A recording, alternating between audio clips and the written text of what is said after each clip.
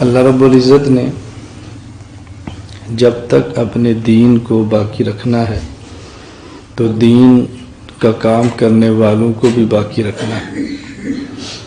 کام ہمیشہ افراد ہی کرتے ہیں، افراد کے بغیر کبھی بھی کام نہیں ہوتا۔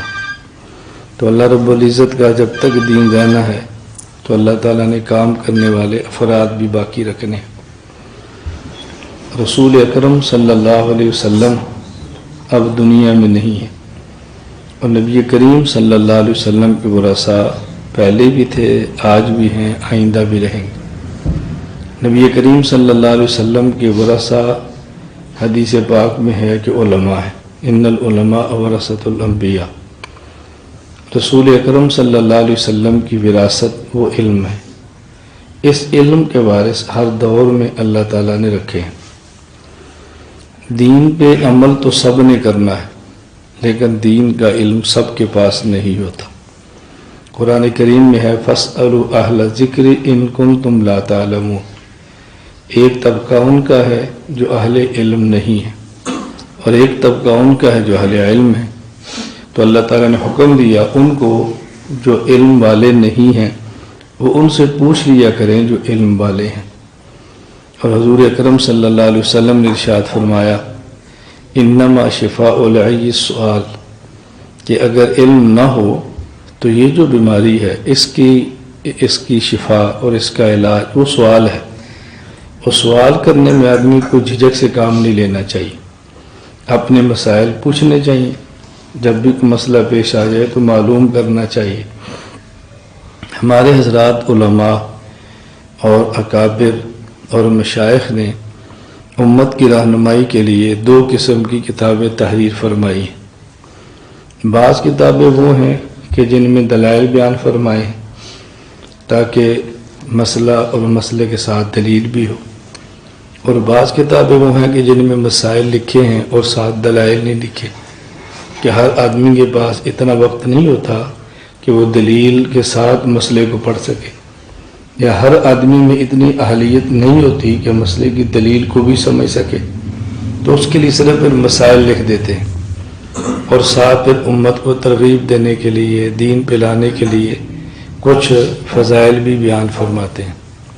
تو ہمارے ہاں سب سے زیادہ اس وقت وہ کتابیں جو چل رہی ہیں اور تقریباً اکثر گھروں میں، ان میں ایک تو کتاب ہے مسائل معلوم کرنے کے لیے بہشتی زیور، جو حکیم الامت مجدد الملت مولانا اشرف علی تھانوی رحمۃ اللہ علیہ نے تحریر فرمائی ہے، اور ایک اس سے مختصر کتاب ہے تعلیم الاسلام، جو حضرت مولانا مفتی کفایت اللہ دہلوی رحمۃ اللہ علیہ نے تحریر فرمائی ہے۔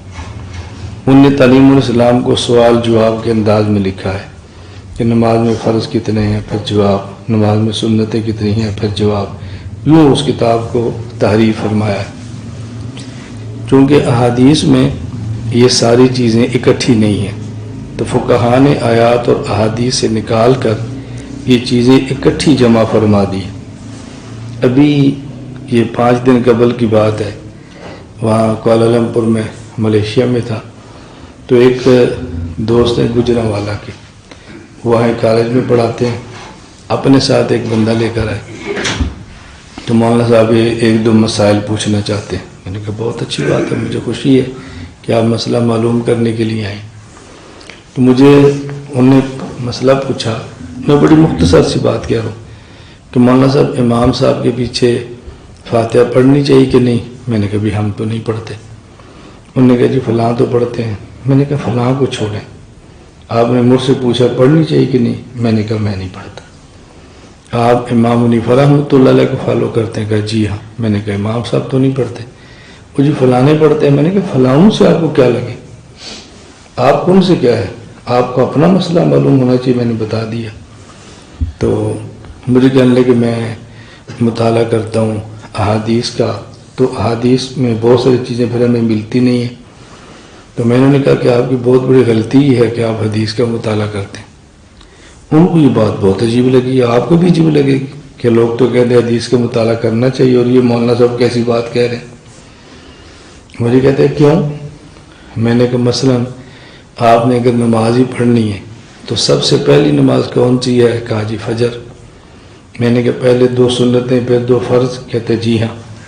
تو میں نے کہا اب احادیث کی ساری کتابیں جمع کر لیں، ساری جتنی دنیا میں لاکھوں کتابیں، تو کسی ایک کتاب میں بھی آپ کو یہ نہیں ملے گا کہ نماز شروع ایسے کرنی ہے ختم ایسے کرنی۔ ایک رکعت کا طریقہ دنیا میں کسی حدیث کی کتاب میں نہیں، ایک رکعت کا طریقہ۔ کہتے پھر کہاں سے معلوم ہوگی؟ صحابہ کیسے پڑھتے تھے؟ میں نے کہا صحابہ تو اللہ کے نبی کو دیکھتے تھے، دیکھ کے پڑھ لیتے تھے، ان کو تو کتاب کی ضرورت ہی نہیں تھی۔ مسئلہ تو بعد معلوم ہوگا۔ تو کسی صحابی نے حضور کا رکوع بیان کیا، کسی نے سجدہ بیان کیا، کسی نے قیام بیان کیا، کسی نے قومہ بیان کیا، کسی نے سلام بیان کیا۔ ایسا نہیں کہ شروع سے پوری نماز ایک کتاب میں بیان کی ہو۔ پھر میں نے کہا چونکہ یہ ضرورت محسوس ہو رہی تھی تو اس ضرورت کو امام اعظم خلیفہ نے پورا فرما دیا کہ انہوں نے کہا بھی دلائل سے نماز اکٹھی لکھوا دو۔ تو اگر آپ نماز پڑھنا چاہیں کہ میں نے کیسے پڑھنی ہے تو آپ فقہ کی کتاب لے لیں، اس میں شروع سے لے کر آخر تک کا پورا نماز کا طریقہ موجود ہوگا۔ تو اس کے لیے تو فقہ ہوتی ہے اور آپ مطالعہ حدیث کا کر رہے ہیں۔ تو خیر تھوڑی دیر لگی تو انہوں نے کہا جی مجھے بات سمجھ آ گئی۔ تو میں نے کہا آپ کو مسئلہ پوچھنا چاہیں تو پوچھ لیں۔ خیر وہ لمبی ان سے بات تھی، میں نے کو سمجھائی، پھر میں نے 2 کتابیں بھی دی، واٹس ایپ کا نمبر دیا، بہت خوش ہوئے۔ میں یہ واقعہ کیوں سنا رہا ہوں؟ اصل میں ہمیں یہ سمجھنی چاہیے کہ ہمارا مسئلہ کس کتاب سے حل ہوتا ہے۔ حضرت مولانا شریف علی تھانوی رحمۃ اللہ علیہ نے اپنے جو بڑے بڑے اہل علم حضرات ہیں ان کو بٹھا کر ایک مشورہ کیا کہ ہم قرآن کریم کی ایسی تفسیر لکھ دیں کہ جس میں مسئلہ ہو اور نیچے آیت ہو، مسئلہ ہو آیت ہو، ایک ایسی تفسیر لکھیں۔ تو احکام القرآن للتھانوی یہ تفسیر لکھی گئی۔ پھر فرمایا کہ ہم ایک ایسی حدیث کی کتاب لکھ دیں کہ جس میں مسئلہ بھی ہو ساتھ حدیث بھی ہو۔ تو 21 جلدوں میں اعلاء السنن لکھی گئی۔ اب یہ تو ہے عربی میں۔ مجھے آپ کہ جی مولانا صاحب ہمیں مسائل پر کتاب چاہیے جس میں دلائل ہو، میں آپ کو احکام القرآن دے دوں۔ آپ نے کہا جی ہمیں تو نہیں آتی عربی، کیا کریں؟ آپ نے کہا مولانا صاحب کو ایسی کتاب بتائیں جس میں مسائل ہو ساتھ دلائل ہو، میں آپ کو اعلاء السنن دیتا ہوں۔ اتنی بڑی کتاب ہے 21 جلدوں میں۔ تو آپ کہنا مولانا صاحب ہمارا تو کام کی نہیں ہے، کیا کریں؟ ہمیں کو مسائل کی کتاب دے دیں۔ میں کہتا اچھا بیشتی زیورات اس میں آپ کے سارے مسئلے موجود ہیں۔ تو جب میں نے بیشتی زیورات دی اس میں حدیثیں تو ہے نہیں۔ اب آپ کو مولانا صاحب اس میں تو دلیل ہی نہیں ہے۔ تو میں نے کہا میں نے دلیل والی دی تو آپ کہتے مجھے آتی نہیں ہے، اس میں دلیل نہیں میں نے دی تو آپ کہتے اس میں دلیل نہیں ہے، اب میں آپ کے ساتھ کیا کروں؟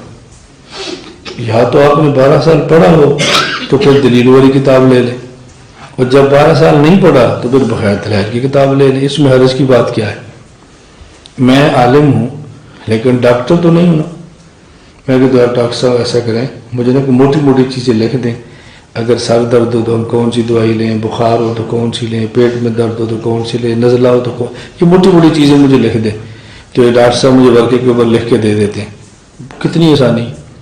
میں کہتا ہوں ڈاکٹر صاحب اس کے دلائل بھی لکھیں، یہ نزلے کے لیے یہ کیوں، بخار کے لیے یہ کیوں۔ تو مولانا صاحب میڈیکل کالج تو آپ نے پڑھا رہی ہے، میں کیا دلائل آپ کو لکھ کے دوں گا؟ تو دلائل اگر لکھ دیں تو میں کو ڈاکٹر صاحب میں انگریزی نہیں پڑھی ملتے ہوں نہیں، تو انہوں نے کہا میں تو پہلے کیا سی بھی نسخہ سبد لکھ لے تو صحیح کیا مولانا صاحب نے دلیل لکھ کے دی، اور میں تمہیں کہڑی زبان لکھ کے دیا، میڈیکل تو انگلش ہے جو اردو تو ہے ہی نہیں۔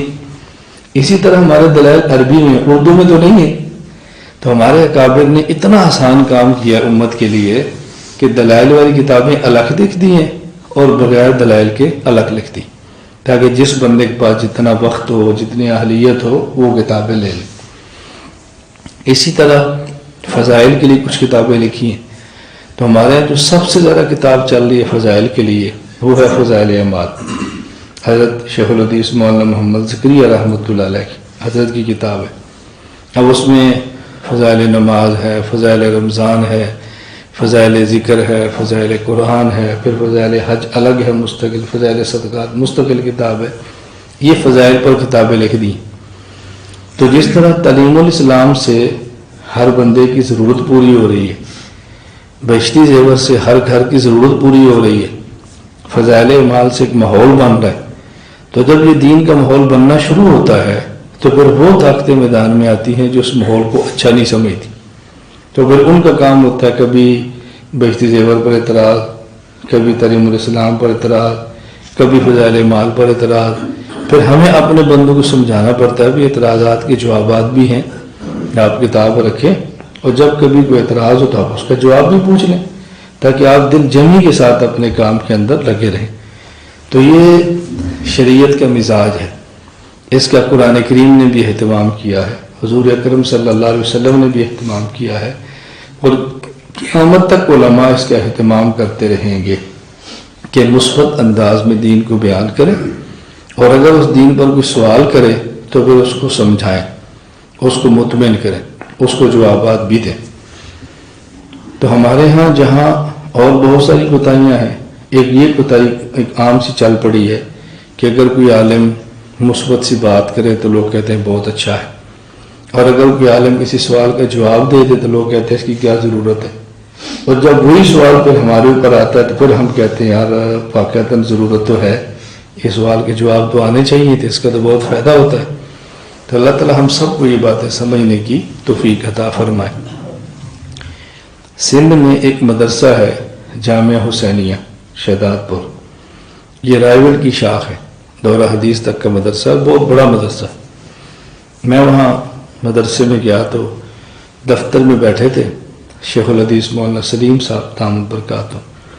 انہوں نے کہا ہمارے پاس تبلیغ کی وجہ سے کچھ لوگ حبشہ سے آئے ہیں، افریقہ سے آئے، تبلیغ کی وجہ سے ہیں، اب وہ ہم سے تھوڑا تھوڑا کٹنا شروع ہو گیا. میں نے کہا جی کیوں؟ انہوں نے کہا فضائل مال کی تعلیم ہوتی ہے تو کچھ اعتراضات آئے ہیں، ہم سے اس کے جواب نہیں بنے، وہ لڑکی اب تعلیم سے کھسکنا شروع ہو گئی، اب ہمارے لیے کافی مسئلہ بنا ہے. میں نے کہا چلو اس لڑکے کو بلائیں. وہ اردو جانتے تھے، وقت لگا ہوا تھا، پڑھتے تھے اردو میں. تو میں نے ان سے بات کی بھئی آج کل سنا آپ فضائل مال کی تعلیم میں نہیں بیٹھتے.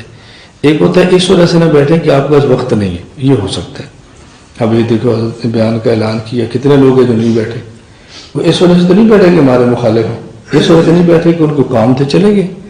تو ایک ہوتا ہے نہ بیٹھنا عذر کی وجہ سے، ایک ہوتا ہے نہ بیٹھنا مخالفت کی وجہ سے. یہ دونوں میں بہت فرق ہوتا ہے. تو میں نے کہا، اس نے کہا بس مجھے کچھ فضائل مال پر اعتراضات تھے، سوالات تھے، میں بہت پوچھتا ہوں تو جواب نہیں دیتے تو میں نے چھوڑ دیا.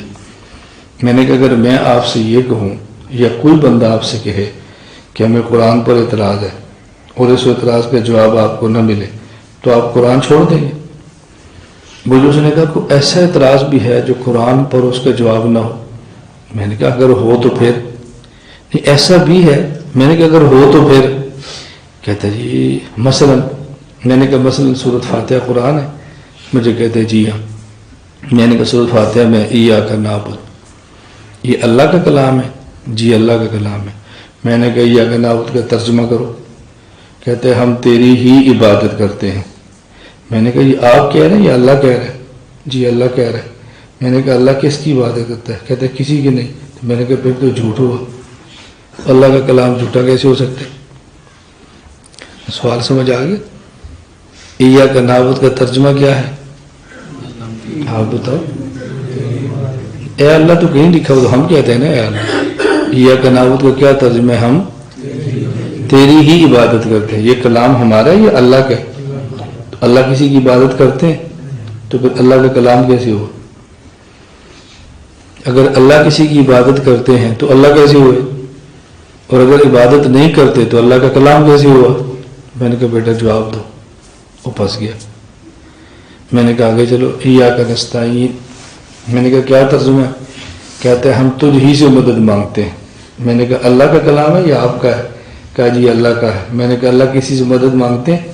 کہتے ہیں نہیں. تو میں نے کہا اللہ کا کلام کیسے ہوا؟ مدد مانگتے ہیں تو اللہ کیسے ہوئے؟ میں نے کہا چلو آگے چلتے ہیں. اہدنا الصراط المستقیم کیا ترجمہ ہے اس کا؟ ہمیں یہ کون کہہ رہا ہے؟ اللہ کہہ رہا ہے. تو اللہ کو اسی طرح راستہ چاہیے. تو میں نے کہا پھر اللہ کا کلام کیسے ہوا؟ وہ پریشان ہو گئے. میں نے کہا دیکھو جب سوالات سورۃ الفاتحہ پر ہو تو ہم سے وہ جواب نہیں بنتے تو فضائل مال تو بہت بات کی بات ہے. میں نے کہا اب آپ سورۃ الفاتحہ کو چھوڑ دیں گے؟ مجھے کہتے جی نہیں. میں نے کہا جب جواب نہیں آتا تو آپ کیوں نہیں چھوڑتے؟ اس وجہ سے کہ آپ کو قرآن سے عقیدت ہے. جواب نہیں بھی آئے گا لیکن آپ نے چھوڑنا نہیں ہے. اور فضائل مال پر اعتراض ہوا، جواب نہیں آیا تو آپ نے چھوڑ دیا۔ اب جس طرح اس کے جواب نہیں آتا آپ نہیں چھوڑتے تو جواب تلاش کرو نا۔ دنیا میں جب تک قرآن ہے، قرآن پر ہونے والے اعتراضات کے جواب دینے والے بندے بھی دنیا میں رہیں گے انشاءاللہ۔ بس ہماری ان تک رسائی نہیں ہوتی۔ رسائی کی وجہ کہ ہم اس کو تلاش نہیں کرتے، محنت نہیں کرتے، ورنہ بندے تو مل جاتے ہیں۔ میں نے کہا پہلے اس کا جواب سن لیں تاکہ آپ کا ذہن بن جائے کہ قرآن کریم پر اعتراض یہ بہت چھوٹا سا ہے، کوئی بڑا اعتراض بھی نہیں ہے۔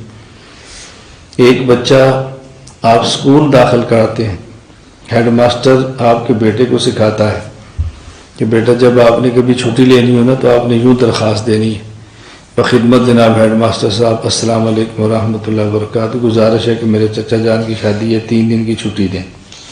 یہ کس نے لکھا ہے؟ ہیڈ ماسٹر لکھ رہا ہے نا، تو ہیڈ ماسٹر کے چچا کی شادی ہے، لکھ تو ہیڈ ماسٹر ہے، تو چچا کی شادی تو ہے نہیں۔ میں نے کہا اب دیکھو کوئی بندہ ہیڈ ماسٹر سے پوچھے جی آپ کے چچا کی شادی ہے؟ نہیں۔ آپ کا نام عبد الرحمان ہے؟ نہیں۔ تو آپ تو لکھ رہے ہیں خدمت جناب ہیڈ ماسٹر مجھے چھٹی دو، 3 دن کی، چچا کی شادی ہے، نیچے آپ نے عبد الرحمان لکھا ہوا ہے۔ اور ہیڈ ماسٹر صاحب فرمائیں گے کہ یہ درخواست میں نے اپنے لیے نہیں لکھی، یہ میں نے بچے کے لیے لکھی ہے کہ جب مجھ سے چھٹی چاہیے تو یوں لکھنا۔ میں نے کہا ایاک نعبد اللہ کا کلام ہے لیکن اللہ کے لیے نہیں ہے، اللہ کے بندے کے لیے۔ اللہ فرماتا ہے جب میری عبادت کرو نا تو پھر ایاک نعبد کہنا، مجھ سے مدد مانگو تو ایاک نستعین کہنا، ہدایت چاہیے تو اہدنا الصراط المستقیم کہنا۔ یہ کلام اللہ کا ہے لیکن اللہ کے لیے نہیں بلکہ اللہ کا کلام ہے اللہ کے بندوں کے لیے۔ میں نے کہا دیکھو سوال ختم ہو گیا، اب آپ کو کوئی تکلیف نہیں ہے، آپ کھلے دل کے ساتھ سورۃ الفاتحہ کی تلاوت کرو گے، اشکال نہیں ہوگا۔ بالکل اسی طرح جو ہماری کتابیں ہیں ان پر اعتراضات ہوتے رہتے ہیں لیکن یہ کوئی ایسی بات نہیں ہے کہ جس کے جواب نہ ہو۔ تو ہمارے یہاں اس وقت بیشتی زیور بھی ہے اور بھی ہے، وقت اصل میں جو کہ کم ہے، میں نے مغرب کی آگے پڑھنی ہے، درمیان میں تھوڑا سا وقت تھا تو بھائی ہمارے بس ان کی خواہش ہوتی ہے کہ گزرتے گزرتے ہماری مسجد میں نمازیوں میں تھوڑا سا بیان ہو ہی جائے، وہ تھوڑے سے کے لیے میں رک جاتا ہوں، چلو تھوڑا سا بیان کر لیتے ہیں۔ 1-2 سوال آپ سمجھ لیں بس، تاکہ زیادہ تو وقت نہیں ہوتا۔ فضائل اعمال میں حضرت شیخ الحدیث مولانا زکریا رحمۃ اللہ علیہ نے ایک واقعہ نقل کیا ہے، اور یہ واقعہ نقل کیا ہے ایک صحابی کا، حضرت حنظلہ رضی اللہ تعالی عنہ۔ ان کا واقعہ کیا ہے کہ نبی کریم صلی اللہ علیہ وسلم غزوہ احد میں شریک ہوئے، صحابہ بھی آپ کے شریک تھے، حضرت حنظلہ بھی اس میں شریک تھے۔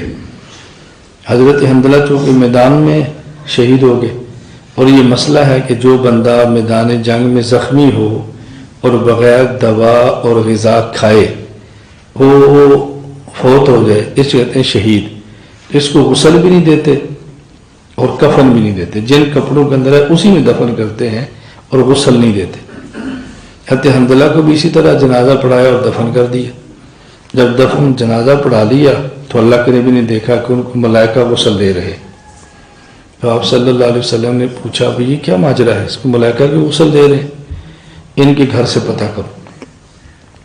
گھر سے پتہ کیا تو بیوی نے کہا جی شادی ہوئی تھی، ہم رات ملے ہیں، ادھر حی علی الجہاد، جہاد کا اعلان ہوا تو غسل انہوں نے نہیں کیا، سیدھا جہاد میں چلے گئے اور شہید ہو گئے۔ اچھا یہ مسئلہ ہے کہ جب آدمی شہید ہو اور جنابت کی حالت میں نہ ہو تو پھر غسل نہیں دیتے، اگر حالت جنابت میں ہو اور قتل ہو جائے تو پھر غسل دیتے ہیں۔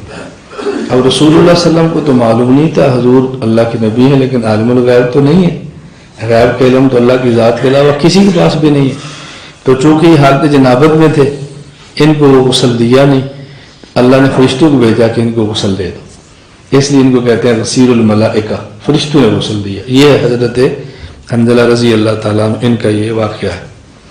اب حضرت شیخ الحدیث مولانا زکریا رحمۃ اللہ علیہ نے ایک واقعہ اور لکھا ہے حضرت حنظلہ کا فضائل اعمال۔ وہ واقعہ یہ لکھا ہے کہ حضرت حنظلہ رضی اللہ تعالیٰ عنہ گھر سے نکلے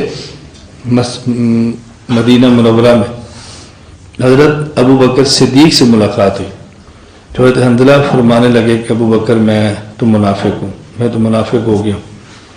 حضرت ابو بکر صدیق نے پوچھا کہ آپ تو صحابی ہو، صحابی اور منافق؟ کہا نہیں، میں جب رسول اللہ صلی اللہ علیہ وسلم کی مجلس میں ہوتا ہوں نا تو ایمان کی کیفیت بہت اوپر ہوتی، اور جب حضور کی مجلس سے گھر بیوی اور بچوں کے پاس آتا ہوں تو ایمان کی کیفیت بہت نیچے ہو جاتی، تو مجھے لگتا ہے کہ میں منافق ہوں۔ جیسے کبھی ہم بھی کہتے ہیں نا مولانا صاحب کدی تو نماز پڑھنے تو بڑی رونا ہوتا ہے اور کدی نماز تو دل ہی نہیں کرتا، کی کریے؟ یہ ہمارے ساتھ بھی ہوتا ہے نا۔ تو حضرت حنظلہ اس پر بہت پریشان تھے، کبھی کیفیت یہاں ہوتی ہے اور کبھی یہاں آتی ہے، تو مجھے لگتا ہے میں منافق ہوں۔ جب انہوں نے واقعہ سنایا تو ابو بکر صدیق رضی اللہ عنہ فرمانے لگے حنظلہ پھر تو میں بھی منافق ہوں، جب حضور کے مجلس میں ہوں تو میرے ایمان کی کیفیت بہت اوپر ہوتی ہے، اور جب گھر آتا ہوں تو میرے ایمان کی کیفیت بھی نیچے ہو جاتی ہے۔ اب یہ صحابی پریشان ہوئے تو دونوں مل کر رسول اللہ صلی اللہ علیہ وسلم کی خدمت میں گئے، نبی کریم صلی اللہ علیہ وسلم کے سامنے اپنی کیفیت بیان کی تو آپ نے فرمایا کہ جو تمہارے ایمان کی کیفیت میری مجلس میں ہوتی ہے، اگر یہی کیفیت بازار میں اور گھر میں بھی ہو تو پھر تم سے فرشتے مسافر کیا کریں، پھر تم سے فرشتے مسافر کیا کریں۔ یہ آپ نے بات کیوں فرمائی؟ ایک ہے ایمان نبی کا، ایک ہے فرشتوں کا، اور ایک ہے ہم جیسے مسلمان امتی کا۔ نبی کے ایمان کی کیفیت ہمیشہ اوپر جاتی اور فرشتوں کے ایمان کی کیفیت ایک جگہ پہ کھڑی رہتی، نہ اوپر نہ نیچے۔ اور ہم جیسے مسلمان امتی ہیں، ہماری کیفیت کبھی اوپر ہے کبھی نیچے۔ ابھی مسجد کے ماحول میں تو کیفیت اور ہے، باہر بازار میں جائیں گے تو کیفیت اور ہے، روزے پر ہوں گے تو اور ہے، اور کسی غلط جگہ پہ ہوں گے تو اور ہے، ہماری کیفیت اوپر نیچے ہوتی رہتی ہے۔ تو اللہ کے نبی نے یہ بات سمجھائی کہ نہ تو تم دونوں نبی ہو کہ ہمیشہ کیفیت اوپر جائے، نہ تم دونوں فرشتے ہو کہ تمہاری کیفیت ایک جگہ پر رہے، تم تو میرے بشر امتی ہو، لہذا کبھی کیفیت اوپر جائے گی اور کبھی نیچے آئے گی، اس لیے اس وقت پریشان ہونے کی ضرورت نہیں ہے۔ ایک واقعہ اس پر ذہن میں رکھیں، حضرت امام نسائی رحمۃ اللہ علیہ بہت بڑے محدث تھے اور بہت خوبصورت تھے۔ امام نسائی رحمۃ اللہ علیہ جوان تھے، خوبصورت تھے۔ ان پر ایک عورت فریفتہ ہو گئی، حضرت امام نسائی باغ میں قضاء حاجت کے لیے گئے، ان کے پیچھے عورت بھی پہنچی تو آپ وہاں سے دوڑ گئے اور اس عورت کے قابو میں نہیں آئے جوانی میں۔ حضرت امام نسائی رحمۃ اللہ علیہ جب جوانی ڈھلی، بڑھاپے کی طرف گئے تو ان کو خیال آیا کہ اگر میں جوانی میں اس عورت کی خواہش پوری کر دیتا اور بعد میں توبہ کر لیتا، وہ بھی خوش ہو جاتی اور میں توبہ کرتا، بعد میں گناہ بھی ختم ہو۔ یہ خیال آیا تو حضرت امام نسائی رحمۃ اللہ علیہ رونے لگ گئے، بہت روئے اس بات پر کہ جب میری جوانی تھی گناہ کر سکتا تھا تو گناہ نہیں کیا، اور جب بڑھاپا ہے گناہ نہیں کر سکتا، وہ عورت ہے ہی نہیں، اب مجھے گناہ کے خیال آ رہے، اس پر روئے۔ روتے روتے آنکھ لگ گئی تو خواب میں حضور اکرم صلی اللہ علیہ وسلم کی زیارت ہے، تو نبی کریم صلی اللہ علیہ وسلم نے فرمایا نسائی یہ پریشان ہونے کی ضرورت نہیں ہے، یہ مجھ سے بعد زمانی کا اثر ہے، یعنی آپ کا زمانہ جب جوان تھے تو میرے قریب تھا، اور جب بوڑھے ہو گئے تو زمانہ مجھ سے دور ہو گیا۔ یہ جو آپ کی کیفیت ہو رہی ہے نا، جب گناہ کر سکتے تھے نہیں کیا، جب نہیں کر سکتے تو دل کر رہا ہے، یہ جتنا زمانہ مجھ سے دور ہوتا جائے گا نا، اسی طرح گناہ کے تقاضے بڑھتے چلے جائیں، تو اس پر آپ نہ پریشان۔ تو جب حضور پاک کی مجلس میں ہے تو کیفیت اور ہوگی، اور جب حضور سے دور جائیں گے تو پھر کیفیت اور ہو جائے گی۔ خود انس رضی اللہ تعالیٰ نے فرماتے ہیں کہ جب حضور مدینہ میں آئے تو یوں لگتا تھا کہ مدینہ روشن ہے، اور جب حضور گئے تو یوں لگتا کہ تاریکی چھا گئی ہے۔ ابھی ہم نے حضور پاک کی قبر مبارک پر مٹی بھی نہیں ڈالی کہ ہمارے دلوں میں تغیر اور تبدیلی شروع ہو گئی۔ تغیر کا معنی کہ کیفیت ہماری بہت کمزور ہونا شروع ہوگی۔ اب اللہ کے نبی نے سمجھایا کہ جب میری مجلس میں وہ کیفیت اور ہوگی، اور جب مجھ سے دور ہو گئی کیفیت اور ہوگی۔ اب سوال کیا ہے، وہ ذرا سوال سمجھیں۔ فضائل ایمان کے اس دونوں واقعات پر لوگ سوال یہ کرتے ہیں، ادھر حضرت حنظلہ نے واقعہ بیان کیا کہ شادی کی پہلی رات ہی شہید ہو گئی، اور ادھر واقعہ بیان کیا کہ جب حضور کے پاس ہے تو کیفیت اور ہے، اور جب بیوی بچوں کے پاس ہے تو کیفیت اور ہے۔ اب بتائیں میں سچا واقعہ کون سا، غلط واقعہ کون سا؟ ادھر کہہ رہے ہیں پہلی رات شہید ہو گئے، ادھر کہتے ہیں کہ بیوی بچوں کے پاس بھی ہوتے تھے۔ تو یہ کیسے ہو سکتا ہے؟ تو یہ کہتے ہیں شیخ رحمۃ اللہ علیہ جو کہ بوڑھے تھے، علیہ باللہ، دماغ کام نہیں کرتا تھا، کبھی کچھ لکھتے تو کبھی کچھ لکھتے۔ اس کے آسان سا جواب کی ذہن میں رکھ لیں، حضرت حنظلہ، ایک ہے حنظلہ بن ربیع، ایک ہے حنظلہ بن مالک۔ حنظلہ نام کے 2 صحابی تھے، وہ جو پہلی رات شہید ہوئے ان کا نام تھا حنظلہ بن مالک، اور جو بیوی بچوں کے ساتھ رہتے تھے کیفیت اور ہوتی، حضور کے پاس آتے اور ہوتی، یہ تو حنظلہ بن ربیع۔ تو جب حنظلہ 2 ہیں تو واقعات بھی 2 ہیں۔ اب اس میں اشکال کی بات کیا ہے؟ تو چونکہ علم اپنا کمزور تھا، یہ معلوم نہیں تھا کہ حنظلہ نام کے 2 صحابی ہیں، تو اعتراض مولانا زکریا پر کر لیا کہ ان کو پتہ نہیں چلتا تھا۔ تو حنظلہ نام کے 2 صحابی تھے۔ اچھا، ایک اور واقعہ ذہن میں رکھیں کہ حضرت مالک بن سنان رضی اللہ تعالی عنہ، حضرت عبداللہ بن زبیر رضی اللہ تعالی عنہما، دونوں کا واقعہ ہے۔ رسول اللہ صلی اللہ علیہ وسلم نے پچھنے لگوائے، حجامہ، خون مبارک نکلا تو پیالے میں تھا، تو حضرت عبداللہ بن زبیر سے فرمایا کہ اس کو کی مناسب جگہ پر گرا دو۔ حضرت عبداللہ بن زبیر گئے، واپس آئے تو آپ نے پوچھا کہاں گرایا؟ کہا جی میں نے پی لیا۔ تو رسول اکرم صلی اللہ علیہ وسلم فرمانے لگے کہ جس پیٹ میں نبی کا خون جائے اس پیٹ میں جہنم کی آگ کبھی نہیں جاتی۔ یہ ان کا واقعہ۔ مالک بن سنان کا اور واقعہ ہے کہ غزوہ احد کے موقع پر جو حضور کے دندان زخمی ہوئے تھے تو انہوں نے نبی پاک صلی اللہ علیہ وسلم کے یہاں جو لوہے کی کڑی تھی اس کو نکالا تو خون جو نکلا تو انہوں نے پی لیا۔ اب اس پر لوگ سوال کیا کرتے ہیں کہ جی قرآن کریم میں ہے حرمت علیکم المیتۃ والدم، کہ دم یہ حرام اور ناپاک ہے، تو ناپاک خون صحابی پی رہے اور حضور فرمانا ہے کہ اس پیٹ کے اندر جہنم کی آگ نہیں جائے گی، تو ناپاک چیز کے پینے پر تو جہنم ہوتی ہے، لہذا یہ واقعہ قرآن کے خلاف ہے۔ اس کا بہت آسان تھا جو جواب ہے وہ یہ کہ ایک خون ہے امتی کا، ایک خون ہے نبی کا۔ امتی کا خون ناپاک ہوتا ہے اور نبی کا خون پاک ہوتا ہے۔ تو حضرت نے جو خون پیا تھا وہ نبی کا پیا تھا، امتی کا نہیں تھا۔ امتی اور نبی کے خون میں فرق ہے۔ ایک واقعہ آخری بس اور سن لیں۔ حضرت شیخ الحدیث مولانا زکریا رحمۃ اللہ علیہ نے حضرت آدم علیہ السلام کی توبہ کا واقعہ ذکر کیا ہے کہ آدم علیہ السلام جب بھول گئے، خطا ہو گئی، اللہ کی طرف سے ڈانٹ آئی تو آپ نے توبہ کی اور اللہ سے دعا مانگی، اللہم انی اسألک بحق محمد لما غفرتنی، اے اللہ میں تجھے حضرت محمد صلی اللہ علیہ وسلم کا وسیلہ دے کر دعا مانگتا ہوں کہ آپ مجھے معاف فرما دیں۔ اب اس پر سوال کیا ہے؟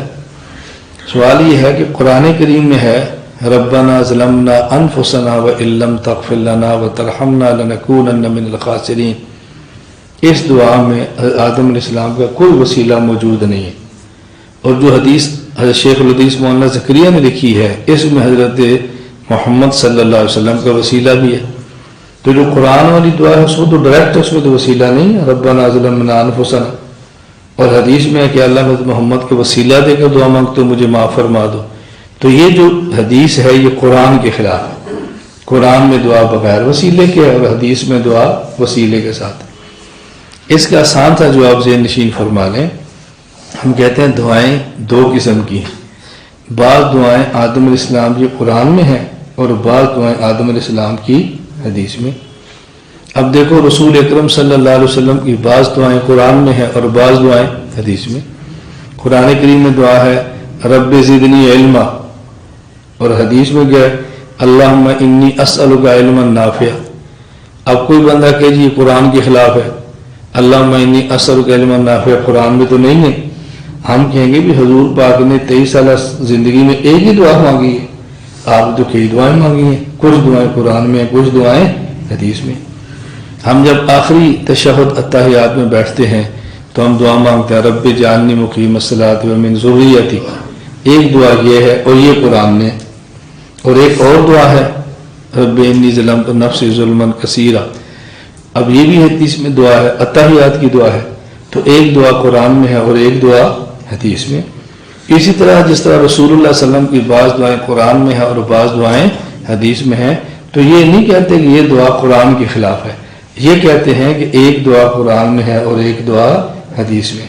اسی طرح آدم علیہ السلام کی دو دعائیں ہیں، ایک دعا قرآن میں ہے جو بغیر وسیلے کے ہے، اور ایک دعا حدیث میں ہے جو کہ وسیلے کے ساتھ ہے۔ اس لیے وسیلے کے بغیر دعا مانگیں تب بھی جائز ہے، اور رسول اکرم صلی اللہ علیہ وسلم کا وسیلہ دے کر اللہ سے مانگیں تب بھی جائز ہے۔ اللہ تعالی ہم سب کو شریعت کے مطابق عمل کرنے کی توفیق عطا فرمائے۔ الحمدللہ رب العالمین والصلاۃ والسلام علی رسولہ وعلی آلہ وصحابہ اجمعین۔